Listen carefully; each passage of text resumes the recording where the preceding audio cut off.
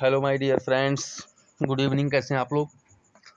एक बार फिर से आप लोगों के साथ एक नई वीडियो के साथ आज मैं प्रस्तुत हो रहा हूं। और अब जैसा कि आप लोग इधर एग्ज़ाम्स की भी तैयारियां कर रहे होंगे, तो आप अभी से जो आपके क्लास चलेंगे वो सारे एग्ज़ाम संबंधी चलेंगे, है ना। एग्ज़ाम्स में क्या आने वाले हैं, कैसे आपको एग्ज़ाम्स देने हैं कि आप लोग अच्छे से अच्छे मार्क्स ला सकें। ठीक है, तो आज मैं आप लोगों के जो लेके आया हूँ सिंटैक्स है। इस सिंटैक्स में मैं आपको कुछ ऐसी जानकारियां दूंगा जिससे एक जो भी आप ट्रांसलेशन बनाते हैं, जैसा भी ट्रांसलेशन बनाते हैं, कहीं कोई मिस्टेक्स ना हो, है ना। कौन से आपके सिंगुलर सब्जेक्ट होते हैं, सिंगुलर सब्जेक्ट में कौन सा सिंगुलर वर्ब लगता है, प्लूरल सब्जेक्ट कौन से होते हैं, है ना। प्लूरल सब्जेक्ट के साथ आपके प्लूरल वर्ब्स कौन से लगते हैं। पहले आप जान लीजिए जो सब मैं आज आपको बताया हूँ सिंटैक्स। सिंटैक्स में जो आपका सब्जेक्ट वर्ब एग्रीमेंट होता है ना। जैसा कि आप देख रहे हैं सब्जेक्ट वर्ब एग्रीमेंट। किसी भी सेंटेंस में सब्जेक्ट के नंबर तथा पर्सन के अनुसार, ध्यान दीजिएगा, पर्सन के अनुसार वर्ब का प्रयोग सब्जेक्ट वर्ब एग्रीमेंट कहलाता है। ठीक। नंबर 1, जैसा कि आप देख पा रहे हैं, यदि सब्जेक्ट सिंगुलर हो, यदि सब्जेक्ट आपका यानी कर्ता जो होता है, हिंदी में कर्ता बोलते हैं, यदि आपका सब्जेक्ट सिंगुलर होता है तो वर्ब जो है सिंगुलर ही लगाते हैं। ठीक।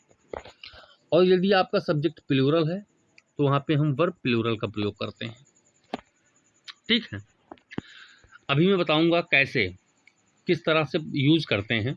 ये सारी चीजें आज आपको इस वीडियो में मिलने वाली हैं।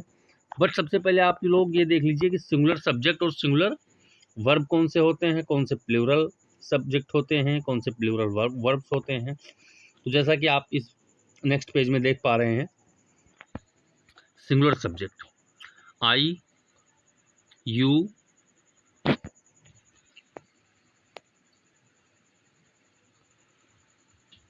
सी, इट, या कोई सिंगल नाम आ जाए, Ram, Sita, the boy, the girl.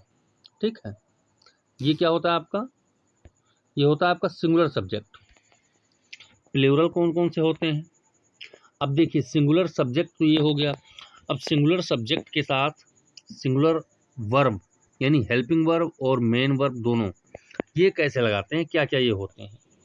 तो एम हो गया, आई के साथ एम लगा देते हैं, है ना।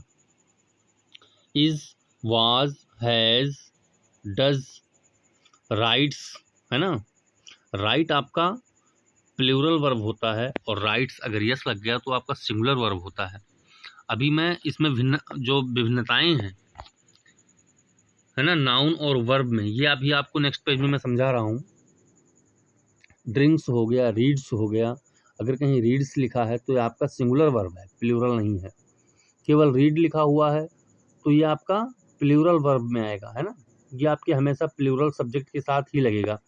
ऐसे आई और यू जो आप देख रहे हैं, ये हम प्लूरल सब्जेक्ट मानते हैं, बट ये पर्सन सिंगल होता है, ये सिंगल पर्सन होता है। जैसे आई मीन्स मैं, एक अकेले व्यक्ति के लिए बात होती है। यू मीन्स तुम, एक अकेले व्यक्ति के लिए बात होती है ना। तो ये जो हमारा होता है ये प्लूरल होता है, बट ये पर्सन हमारा सिंगुलर है ना। तो सिंगुलर सब्जेक्ट और प्लूरल सब्जेक्ट ये आप देख लिए हैं इसमें। ठीक। नेक्स्ट आप, जैसे हमने बना दिया प्लूरल सब्जेक्ट, अब आ गया प्लूरल क्या होता है हमारा, वी, यू। अभी मैंने पीछे बताया ना, प्लूरल जो है यू है हमारा। दे, या राम एंड श्याम, कोई दो नाम आ जाए, Gita and Rita, the boys, the girls. ठीक है, अगर यस लगा है किसी नाम के बाद या किसी नाउन के बाद, अगर एस लगा हुआ है तो वो आपका प्लूरल सब्जेक्ट होता है। ठीक है, ऐसे अब जब प्लूरल सब्जेक्ट हो गया तो प्लूरल सब्जेक्ट के साथ प्लूरल वर्ब क्या लगना है, are, were, have, do, write, drink, read, है ना। इसमें ड्रिंक्स नहीं लगता है या डू का डज नहीं होगा, ठीक है, अगर प्लूरल है तो।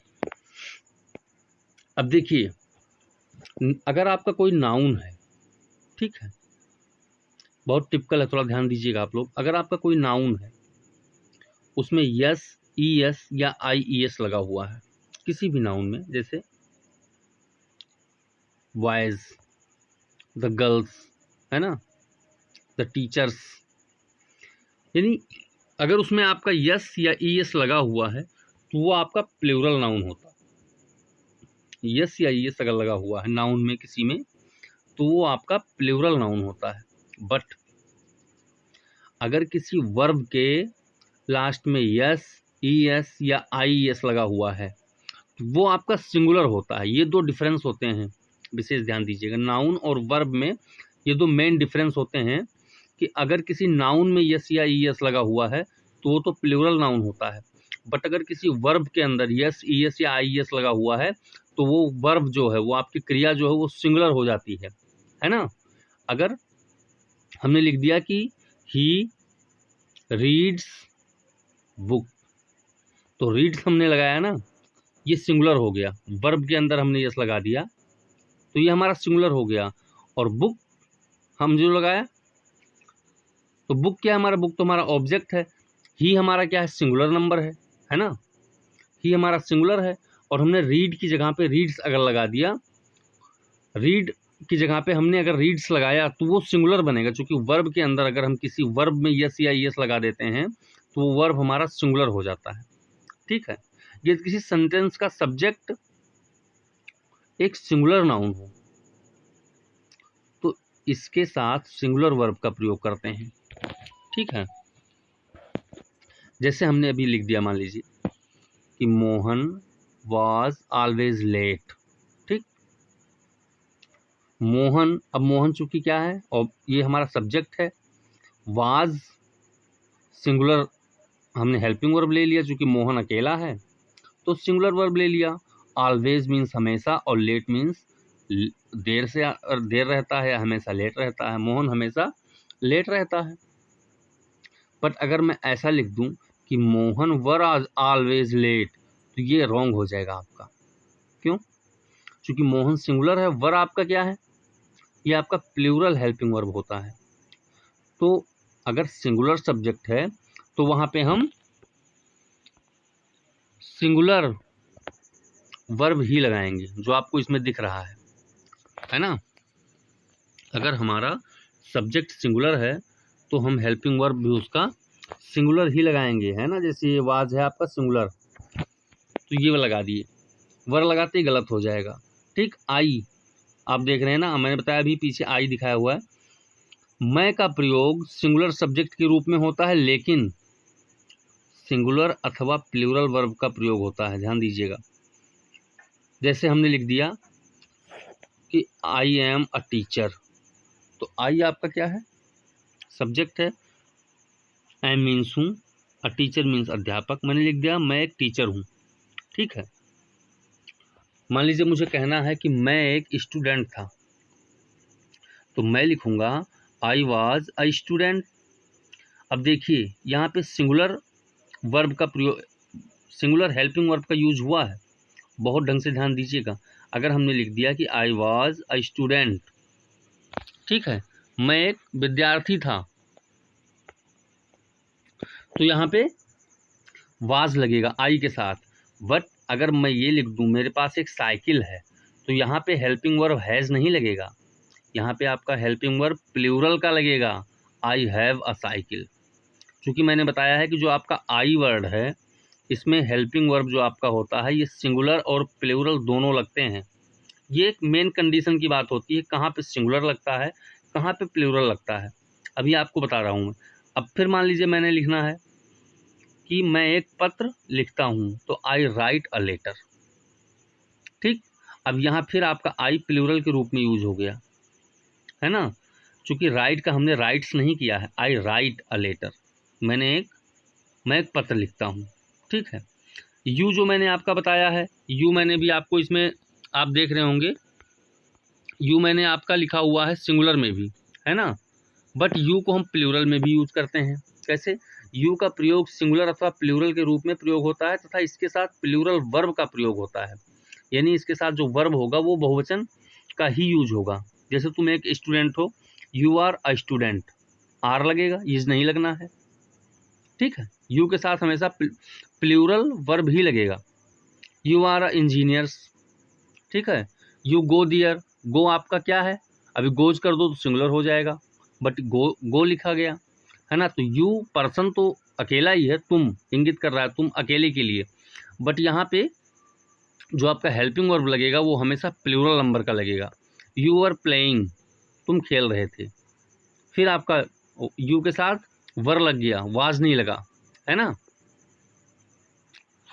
तो इन चीज़ों का विशेष ध्यान रखना है आई और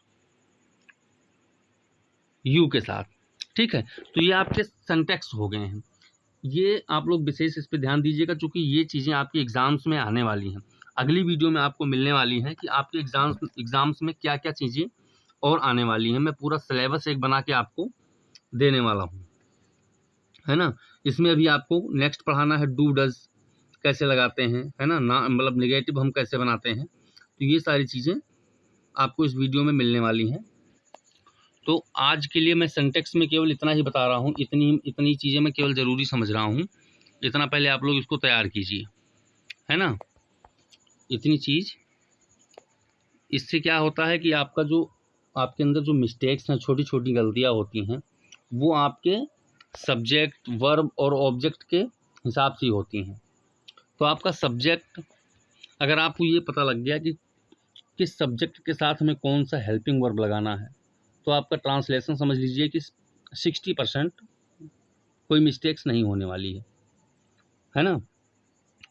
तो मुझे उम्मीद है कि आप लोगों को ये ज़रूर समझ में आ गया होगा कि subject, singular subject, plural subject जो मैंने भी आपको बता दिया है, और किस सब्जेक्ट के साथ क्या चीज़ लगता है, ये मैंने इस पूरी वीडियो में आपको बता दिया है। तो इतना आप लोग पहले इसको तैयार कर लीजिए, बाकी की वीडियो आपको कल मिलेगी जो आपके एग्ज़ाम्स के लिए बहुत ही इम्पोर्टेंट होगी।